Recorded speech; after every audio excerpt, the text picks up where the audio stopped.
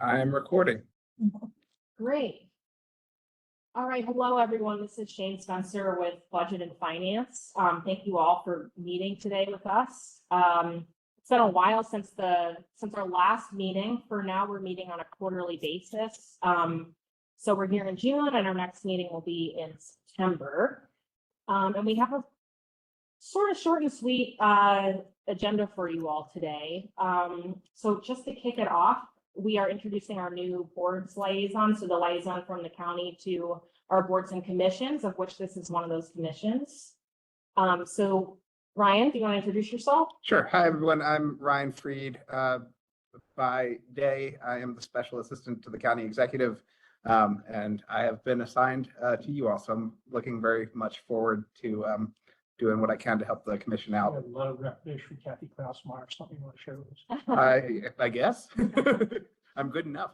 I've been with the county. This is my 9th year. I was previously with Councilman Catch as his chief of staff for the previous 9, and then moved downstairs. So Cool. Here I am. Mm-hmm. It's good to Well, see welcome. bipartisanship. Oh. Uh-huh. Okay, great. All right. So just a quick general update, since it has been a while since we met. As folks know, and we've gone over before, we at the county and the county commission are working with the state board of elections primarily to administer this program. As we move toward the 2026 elections, what will basically happen is that candidates will be declaring themselves as candidates and then signing up to participate through the state board and collecting a certain number of donations so that they can meet a threshold to participate.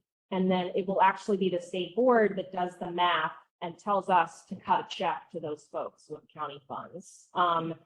At this point, it's still early days, but we do have a couple folks that have started this process. Wonderful. Yeah, among them, Pat Young, who is one of our current council members. So hopefully more and more folks will hear about this. Shane, what's the deadline for declaring candidacy and submitting that state board of elections? Actually, our talented speaker, who I was just about to tee up next, could probably give you a better, remember that more off the top of his head than I can in terms of actually declaring as a candidate. I will say that folks have to have met all the requirements by 45 days before the primary. So that's going to be a month and a half before June 23rd of next year. So there's a ways to go. All right. So with that, I will move on to our third agenda item, which is to broadly talk about outreach by the commission. The Baltimore County Fair Election Fund Commission is basically charged with 2 tasks. One is helping to review and approve a budget, which you've already all been through twice actually at this point. And then the other task is to get the word out to folks that this option exists for candidates to get public money in exchange for giving up large donations, only accepting small donations. So we have a guest here today, Kevin, and I'm Gilogly. Did I get it right or no? You got it about 90% right, so you're in. Okay. Can you correct me and then tell folks? My name is Kevin Gilogly. Gilogly. Yeah, long O. Okay, but don't worry, we answered anything. And it's anyone who has a unique name, whether it's first or last, you just learn to roll with the punches. It's just life. Well, thank you. So, but no, I'm glad to be here, and I'm sorry I'm not there in person. I thought I could make it here. I actually live in Baltimore City. In fact, I'm literally no more than 3 miles south of you on the Jones Falls. So I'm right near Druid Lake Park. So it would have been great to get there, but we're busy in the process of doing a whole new campaign finance reporting website. And we've had to be in these meetings 2 or 3 times a week for several hours to help our developers get through. So that's where I was tied up earlier today. Otherwise, I would have been up there. But yeah, I've been brought on to run I'm the public finance program manager for the Maryland State Board of Elections. This is the start of my fourth month. Um, and I got to this position because I was running a campaign for public financing here in Baltimore City last year for Shannon Sneed. She was the first one to ever qualify in Maryland in Baltimore City for public financing. We didn't win, but it was a wonderful experience, and my candidate was great. But these things happen. Just being a public finance candidate doesn't assure you of victory. If it did, everyone would sign up for it. But that's sort of a basic there. I don't tell me where you want to go, Shane, or if um, you were talking about maybe giving some broad overviews. I can do that. Tell me where you want Yeah, to go. absolutely. I think what I was hoping that you could speak to today for our commissioners is to just really give them a practical idea. I'd like to open the floor when you're done speaking to give them an opportunity to discuss with each other ways that they could and will plan to get the word out about this fund between now and September. And I think that if you could talk about how they might approach that, or that you've seen other counties approach that, just any advice, just to make it, because it can sound daunting to have to get the word out about this program, because some parts of it can seem complicated, but just some ideas to get people started. Sure. Well, first of all, let me tell you, we've had in the state of Maryland, we've had public financing as an option.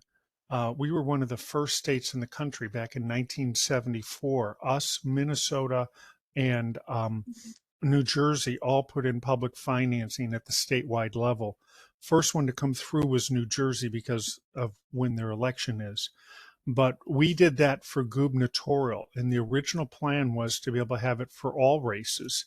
But they cut out some of the funding sources, so we were just left with the gubernatorial. First person to ever use public financing in Maryland was again for gubernatorial, and that was Ellen Sauerbrey when she almost beat Paris Glendening in 1994, where she lost by just less than 6,000 votes. The first person to use it and win was Larry Hogan when he beat Anthony Brown in 2014. What we have here that's different than most of the other jurisdictions that have a public financing is that we call it a small donor progressive match. By that I mean it encourages you to find small donations from people in your jurisdiction. Most candidates, when they end up trying to raise money, they go to all the big donors and they sit in a room, and they usually have a consultant sitting with them saying, okay, here's your call time, here's your call sheets, let's go through this. And they're asking for stuff at 500, 1,000, and up to 6,000 here in Maryland. This program was set up in the remnants of a Supreme Court case that overturned public financing in Arizona. It was called Arizona Free Enterprise versus the Secretary of State. This was like in 2011 or 12. And so a council member from Montgomery County, he's not there anymore, Phil Andrews, set up this program. And what it does is that it encourages you and incentivizes you to spend more time talking with individuals from your county. This is a voluntary program. It's not a requirement. People can clearly use their own, it can go through the traditional route, and it's not like you're better or worse because of it. But to do this, you have to follow certain guidelines. You have to be a lot more transparent with your contributions and your expenditures. And there's thresholds for different thresholds for different offices. And that template that was done in Montgomery County has been sort of passed on to all the other jurisdictions that are using it. Howard used it last cycle. Baltimore City used it last year. And then you're one of 3 new counties that are doing this in this cycle. So it's you, it's Anne Arundel, and Prince George's County. So as such, we now have about 71% of all of Maryland's population is covered with a program for this local public option. And so we're really at the forefront of doing this in terms of allowing people to be able to have another source to be able to run for office. It's like I said, it's not a panacea. It's not like free government money. You have to be able to record and be much more accurate in terms of where your contributions came from and where your expenditures go from than you would under a regular campaign. And all your opponents can see what you're doing because it's all transparent and goes up on our website.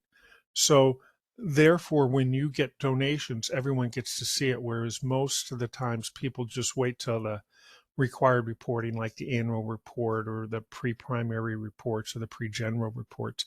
So it gives you so your opponents get to see it, the news media get to see it, your supporters get to see it.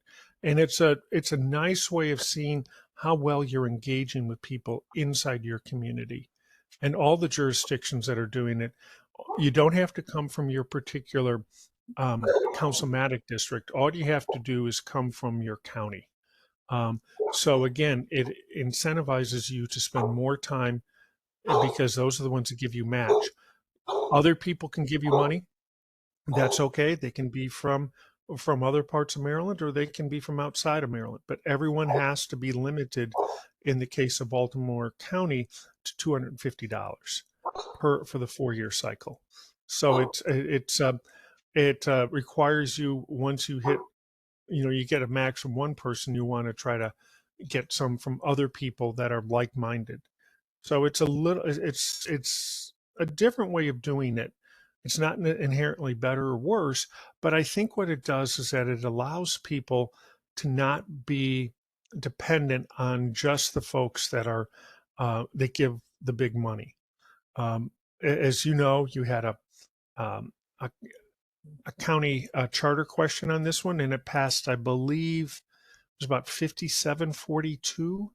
There were 3 counties that had that did a county charter amendment on it. But the fact is that it shows that it's really quite popular. And so, as Shane mentioned, yes, you do have 3 people that have filed for public financing at the moment. 2 in districts, and like she said, Pat Young is doing it for county executive. And so there's, I could go into greater detail, but I think people have really found it.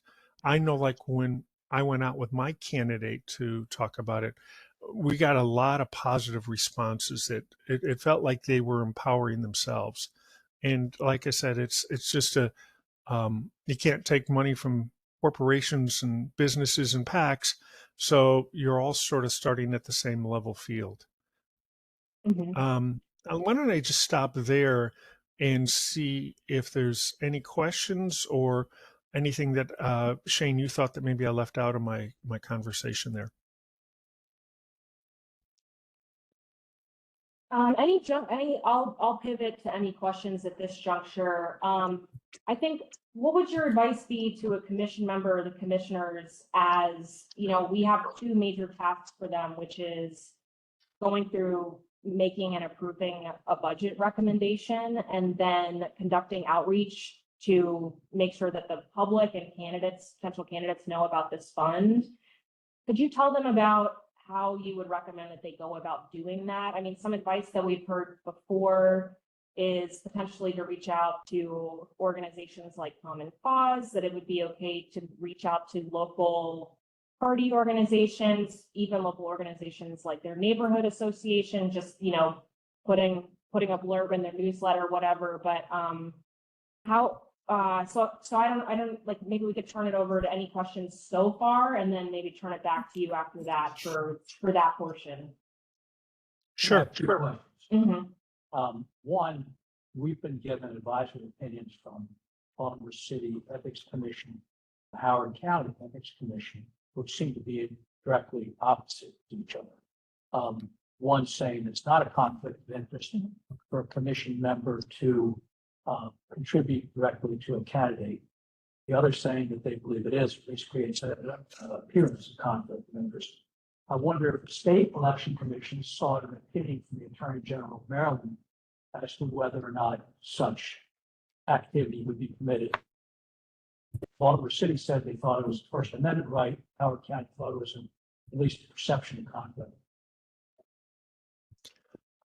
First time I've heard of this question, but I do know Baltimore City that yes, commission members were able to participate in this program themselves.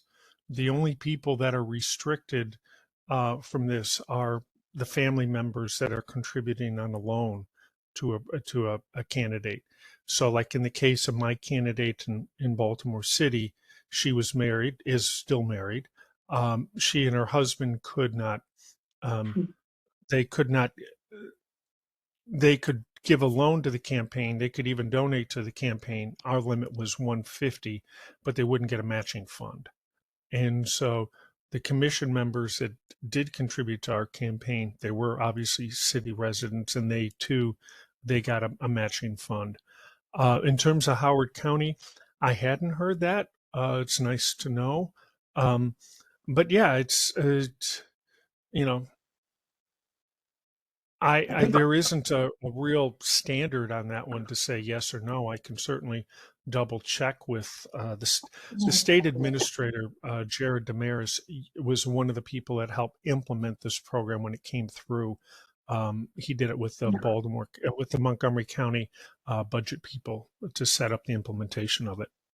And Kevin, let me have Betsy clarify. Yeah, I just want to jump in.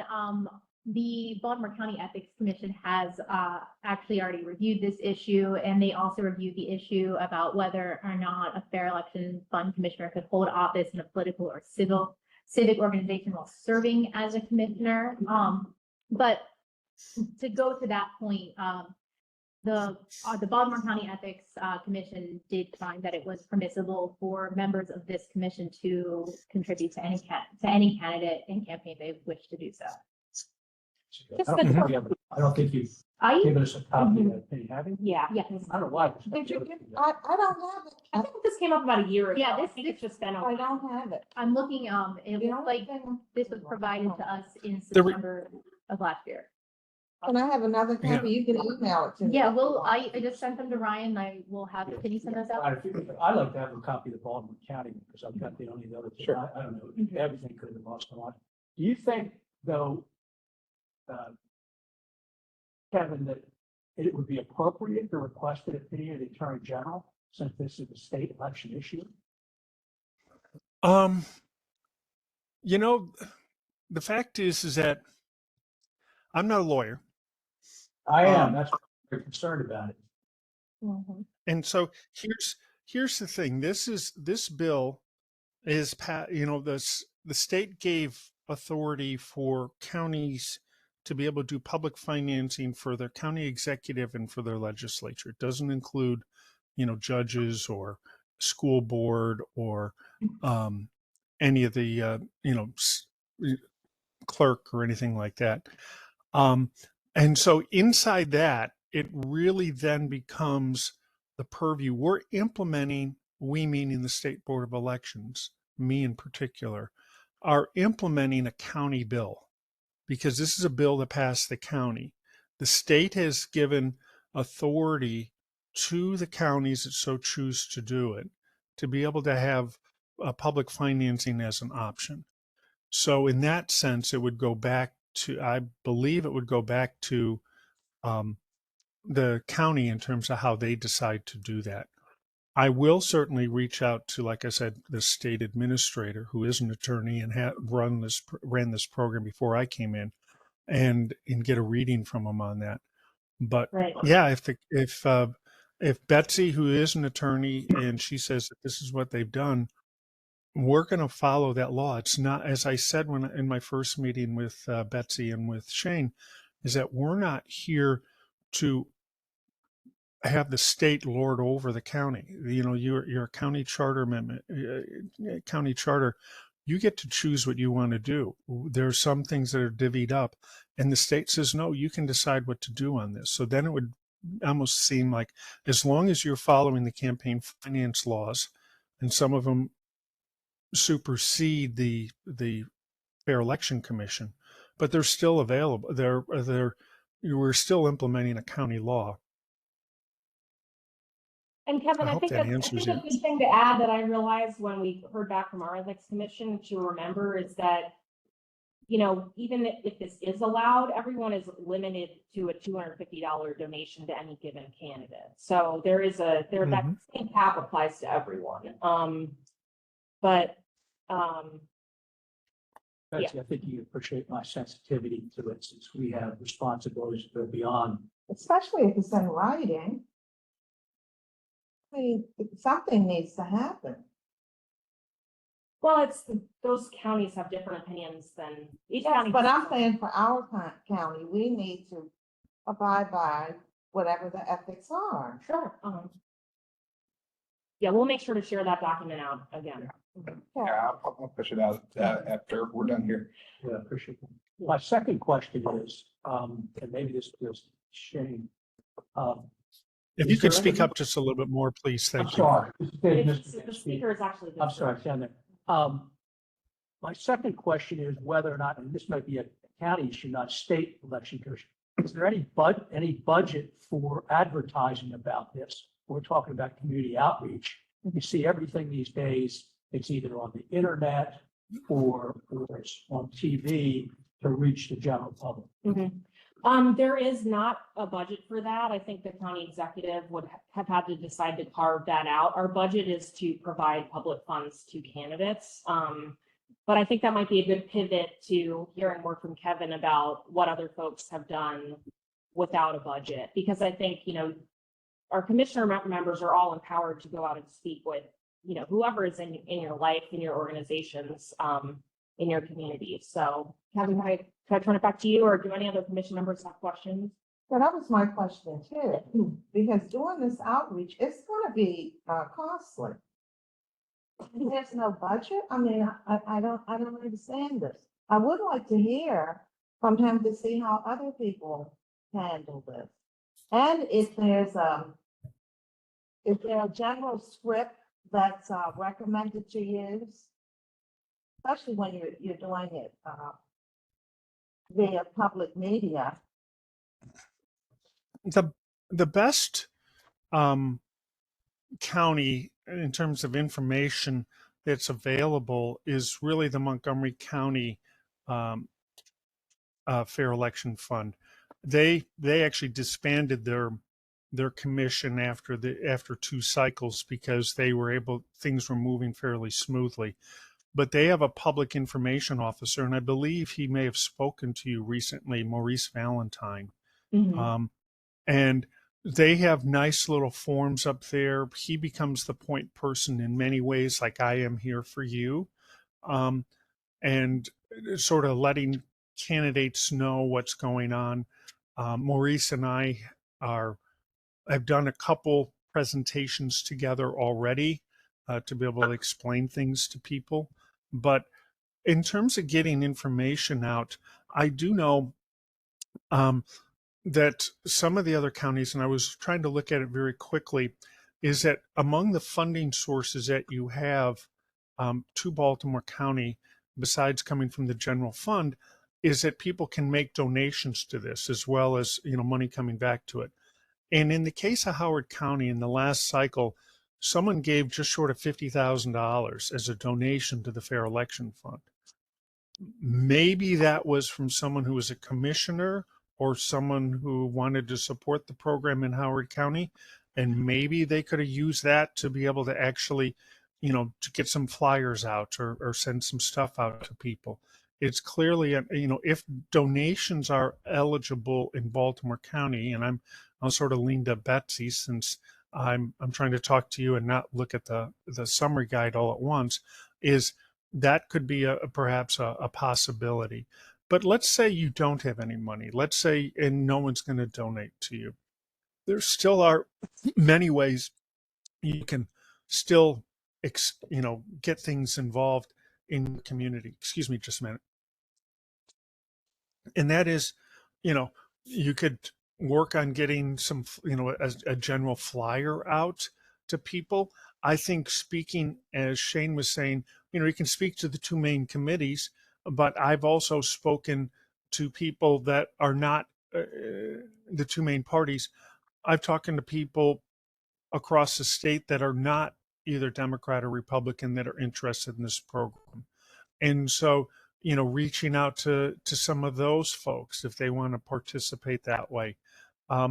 The other thing is that, some of the whether it be League of Women Voter or, there's a business group, a Kiwanis, I'm more than willing to go out and speak to people. And we can do it virtually like this. It's more efficient for me, but there's something about being there in person, and getting to Baltimore County from the center of Baltimore City is not that hard, you know. So it'd be one thing if I was having to get to, southern Prince George's County or southern Anne Arundel County. Um, so I don't know if that fully answered everything that you wanted, but I hopefully that's clearly something that we can discuss and work on. And Kevin, just to kind of clarify, to give an example of that, like, let's say that I'm a commission member and I'm a member of my local Rotary Club, and we meet once a month. Let's say that there's going to be an August meeting. As a commission member, I can, basically at no cost, depending on the club, get in touch with my leadership, get on that agenda, and print out or get some flyers. We already have one made. But I could also reach out in advance and see if you would be able to come to sit by me and tell folks more about this program. Does that sound Absolutely. realistic? Yeah. Oh, absolutely, it does. And I know some of you are, there may be varying levels of knowledge that you all have on the Fair Election Fund, but I can assure you that all of you have significantly more knowledge than the average voters and citizens of Baltimore County. So you, in many ways, can be a huge advocate for this program because, like I said up at the top, the state of Maryland is really sort of leading on public financing as a alternative, as a way to be able to fund local races. And it doesn't mean that the best candidates are in there, but it certainly gives people a clear option and a clear decision making. And again, based on how you've voted in your county charter, there clearly is support for it. And we meaning the commission members and me as as an employee of the State Board of Elections, we can sit there and clearly talk to people about it. And since I work on this full time, it's obvious that I should know this better than anyone.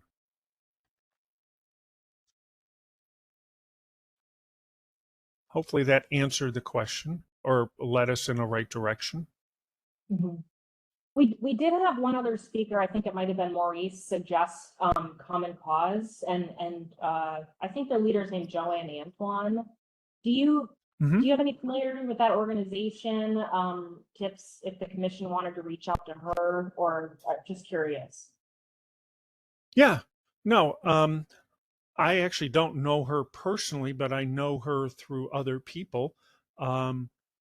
She's good friends with the chair of the Baltimore City Fair Election Commission, and I know that we meaning the State Board of Election is going to be doing a training along with the Baltimore City Fair Election Commissioner and Joanne is her role at the Common Cause.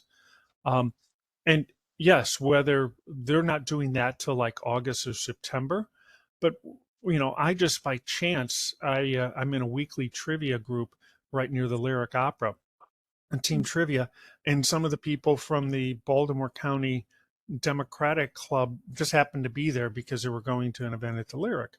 And I told them what I'm doing, and they're like, "We'd love for you to come and speak to us." So, doing it for the two main parties would be logical.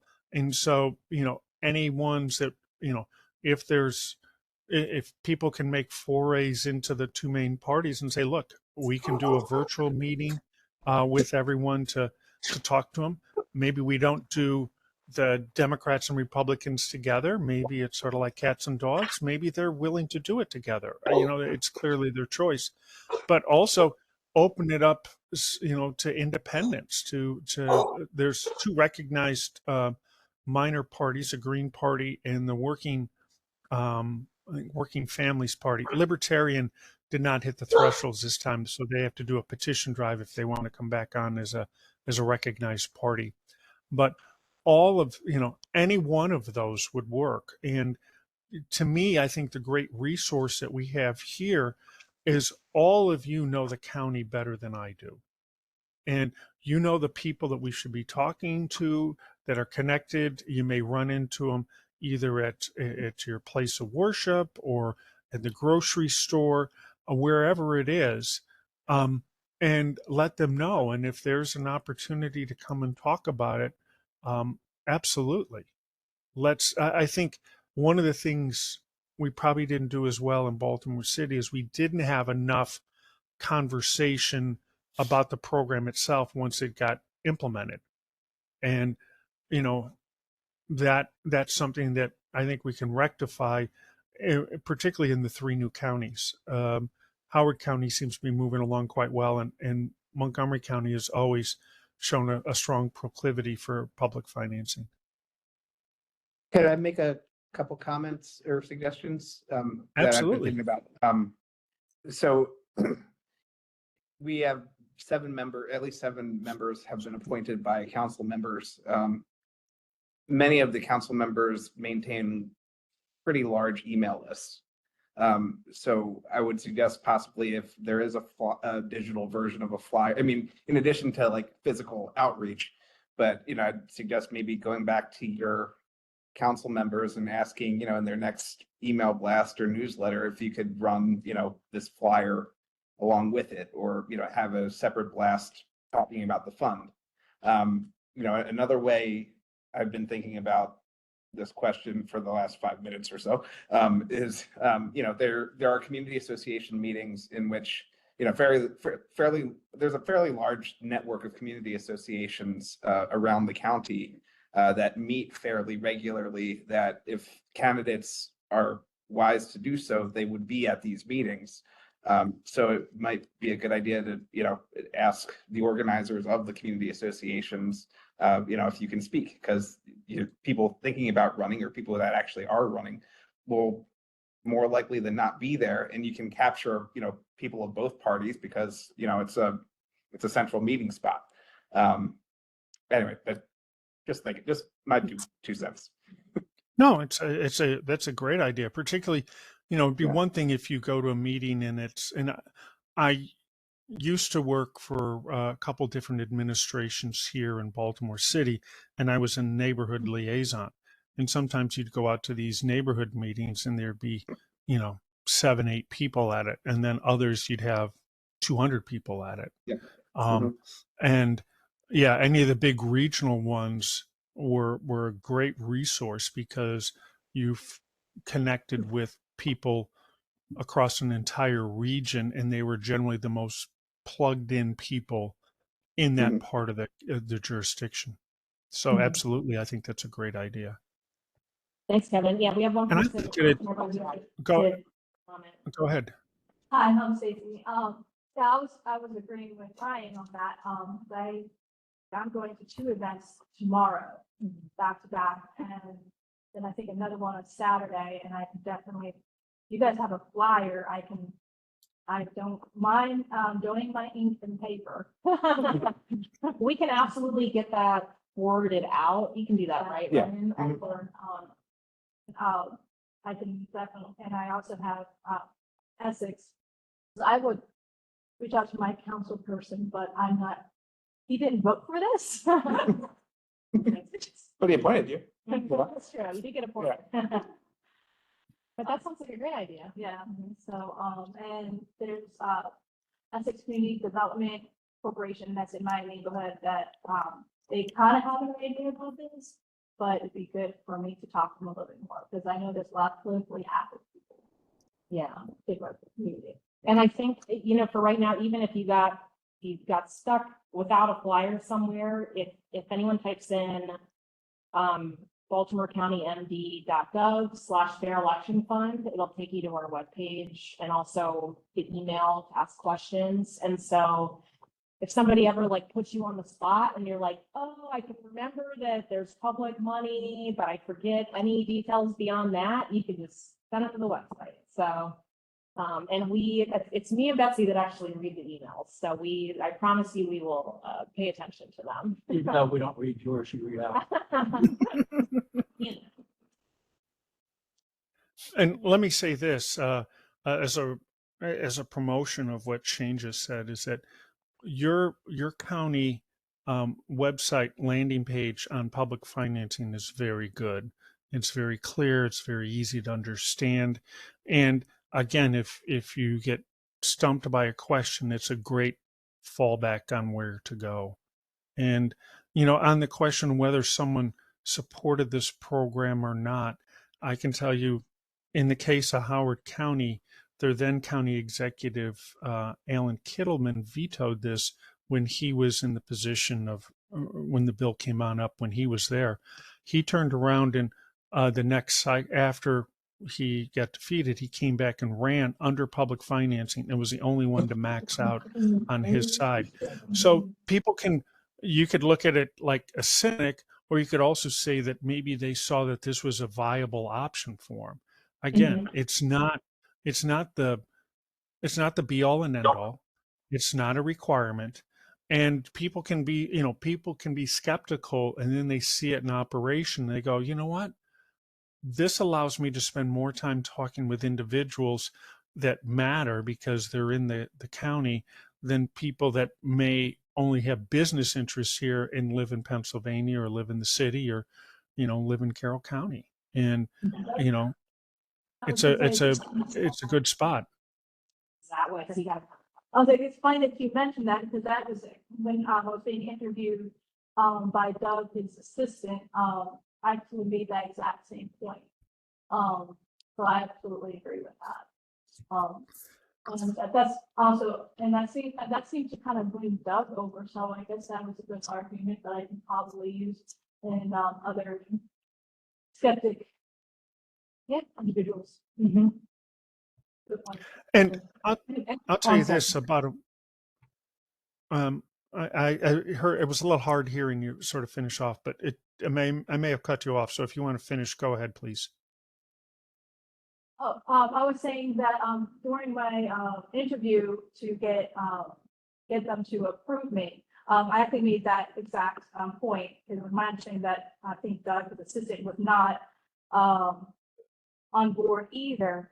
But I made that same point, and I think I won him over with that exact point that you made. And that wasn't a point that I've heard before. That so. And again, this is not like I said at the beginning, this is not a Democratic program. This is not a Republican program. This is not a Green or Independent program. My supervisor and my supervisor's Alan Norfleet. He's a candidate. Heads up the division of candidacy and campaign finance. We went down to the Maryland Republican Spring Convention in Cambridge about a month or so ago, maybe a month and a half. And we have all of the folks there were talking about how they wanted to be able to build up their party and how could they find methods to do it. And there's really been only two people in the last 20 years that have consistently been able to engage people that are not in the regular milieu of politics. One is Barack Obama, and he hasn't been on the ballot since 2012. And in political terms, that's an eon. However, the other one who has done it very well is our current president. Now, whether you agree or disagree with him, the man has known how to be able to expand a base that no one else has been able to do, particularly on his side. But, you could even make a strong case for that across the line.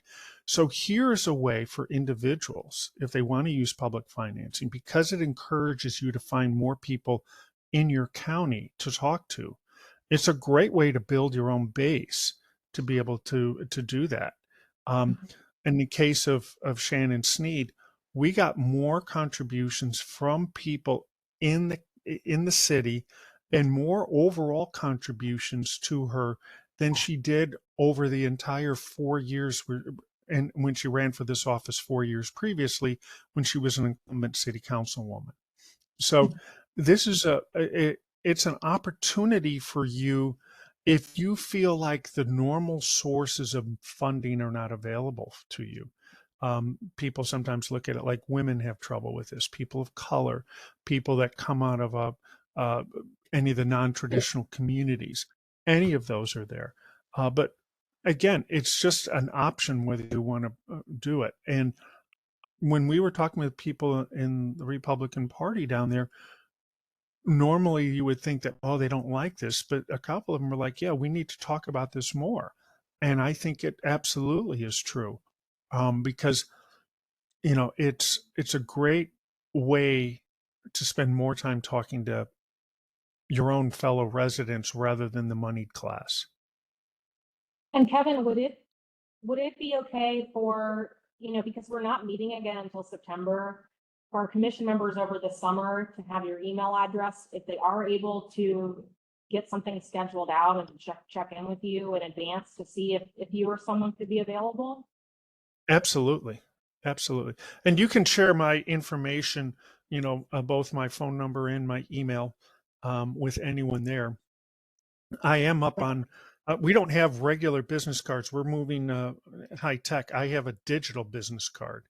And so if you want to, I can put my digital business card up here because, we're nothing but high tech here in Annapolis. Right. Okay, does anyone have any questions for Kevin at this time?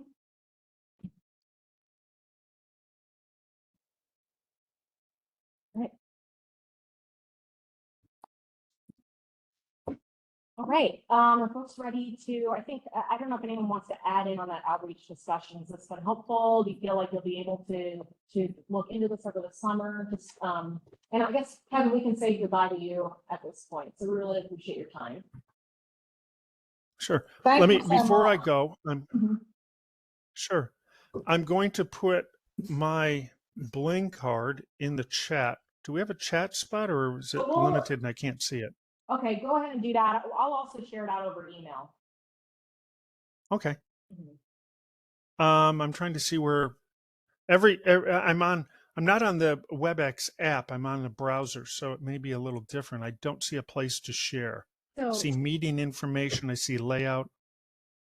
Kevin, If I can't find it, then yeah, go ahead and just share I'll it, make sure everyone Shane. That's gets it. fine. Mhm. we have it. Yeah, Anyway, thanks again. thank you very much.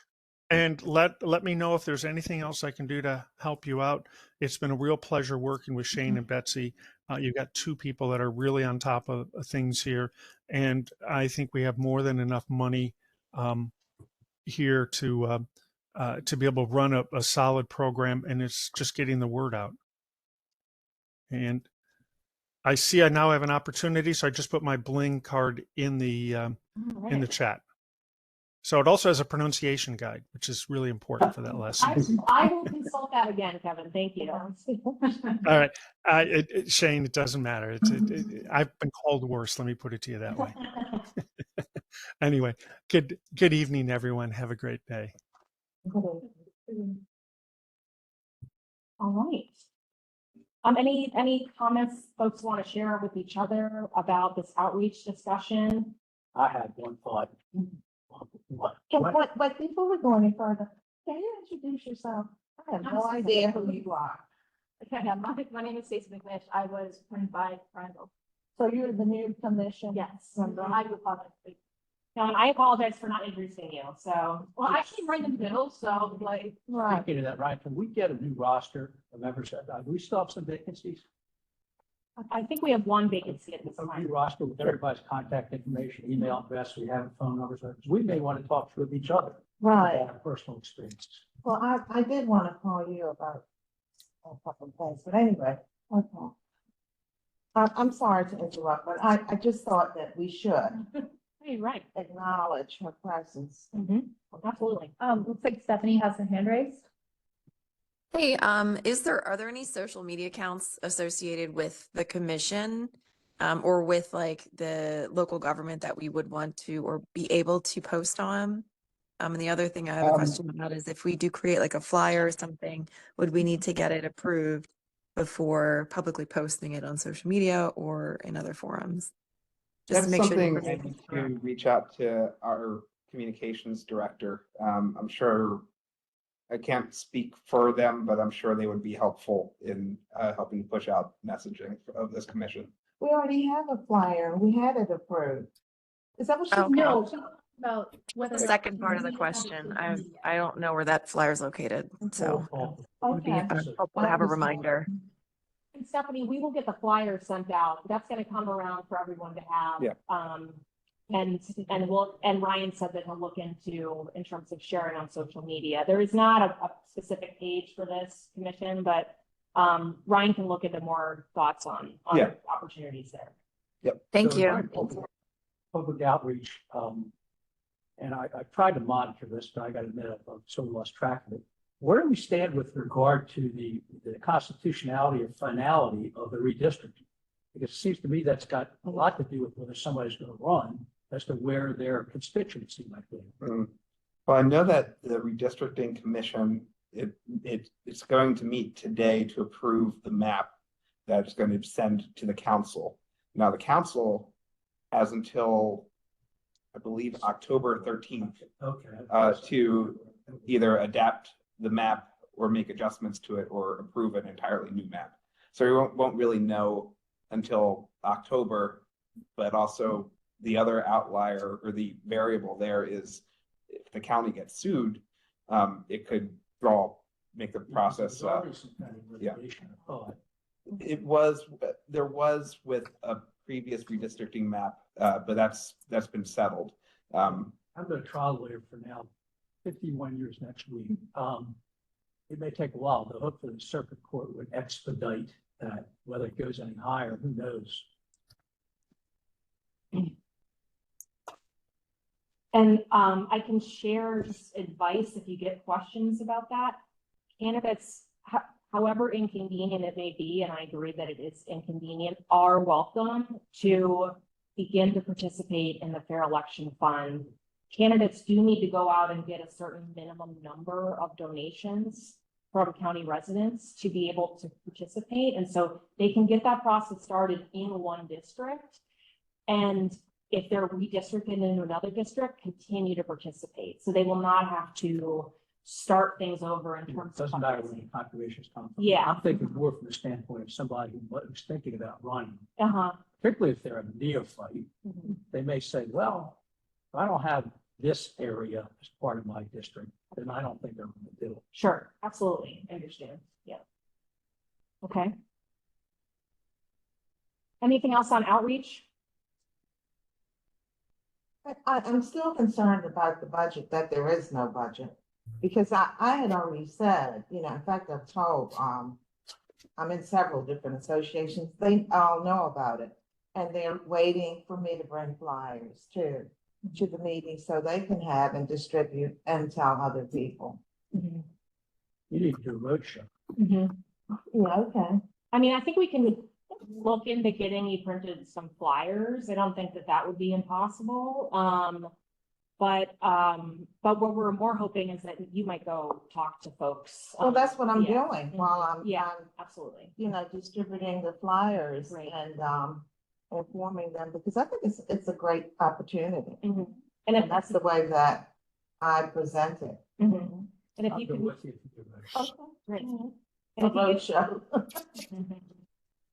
If you're able to get in touch with Ryan, who created this meeting, or myself or Betsy, any one of us will notice it and communicate with each other that you'd like some flyers, like we need to know an address for you if you're not able to come in for them. for Pick them up, example. man. Mhm. Yeah, so just please get in touch with us and we can coordinate. on Okay, getting well, some. Yeah, okay. Mhm. All right, I'm gonna do that. But as Mark said, I really would like to have the directory. I mean, I know you did one before at my request. So an updated one would be very good. Mhm. How about a QR code as well on the flyer if possible that just It's on directly there. links to, like, oh, great. Awesome. Yes, on there. Right. Right, I'll find you the last roster so that it'll be easy. Okay. You really have to just switch in. Yeah, this person. yeah, okay. Yes. Appreciate that.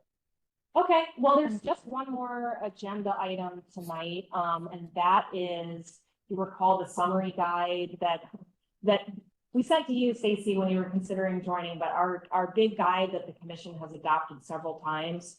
We basically just fixed 2 typos in it. Could you actually open and share screen? Yes. It's the summary guide, the most recent thing, And we did also, there is, and that, yeah. yeah, so one other change, this year, there was Maryland State Bill 645, which did change the date of the, primary, from the last Tuesday in June to the 4th Tuesday in June. So that changed slightly the date of the primary. And so once that was, It's for share screen. Right. once it passed, we updated the summary guide. Additionally, a constituent pointed out a very small typo. that says for Um, Oh, got it. Thanks. The typo was on our sample contribution card. It said, buy in my name instead of be in my name. So when we, What page are we on? You could just search on B in my name, it'll come up. yeah, it's page 30. We're up 30? 30. Okay. So I'll wait for this. Probably 30. There we go. Down a little more. 31, I guess. So there it said the contribution by, it used to say by be in my name, and we just corrected it to say be in my name. Additionally, it was pointed out to us that the word draft appeared on the cover page, which we have deleted. So there's just 2 typos and to update it in accordance with Maryland state law. I think I can turn it over to our chair to actually have folks vote on approving this. Okay. Is there a motion to approve the revision to the summary guide? I make a motion to approve the updates to the summary guide. Second, by anyone? I second. All in favor? Aye. Aye. Any nays? Nope. Thank you. So to be just for clarification, with the approval of all present commission members, this motion does now pass, and the updates, the summary guide are now officially inputted. All right, well, that actually concludes our agenda. The commission members have anything else before we wrap up? Just last call. Can I get a copy of this? Yes, it's on our website. Okay. And we will have the updated summary guide forwarded out along with the other documentation That would that's be been done. requested. Because I think I printed this. Yeah, okay. Just want to remind everybody the next scheduled meeting of the commission is on Monday, September 8th, 4:30. Assume that's still All right. diary event. Okay. So we will get out the flyer. We will get out Kevin's contact information. We will get out the ethics information and the summary guide. So stay tuned. And please do, The updated roster of everyone. yes, oh, and the roster, great. Please do get the word out, wherever you feel comfortable doing so. And please feel free to reach out to Kevin as somebody who might be able to accompany you. So, yes. I just had one question. As we go and you notify like different groups and so forth, should we let the commission know who we reached out to or keep track of that or no? You could give us a heads up just so we know that we might be getting questions. Yeah, but you don't have to. Yeah, it might be a best practice, but it's not something I required. think that's a good idea, because that way we would have a list of associations that have been contacted. Is that what you're thinking? Yeah, No, I think, definitely done. That way if and anyone, then we can pass it on to other commissioners. Yeah, I think that's a good idea. not only that, like if someone ever may say, well, who did you contact? What did you do? We could say, well, these are the people we contacted. This is what these were our efforts to promote it. So it doesn't look like, hey, try to promote it every activity. There's a psychological motivation too. The other commission members may see that other people are working harder, maybe stimulated, or they can share what was effective.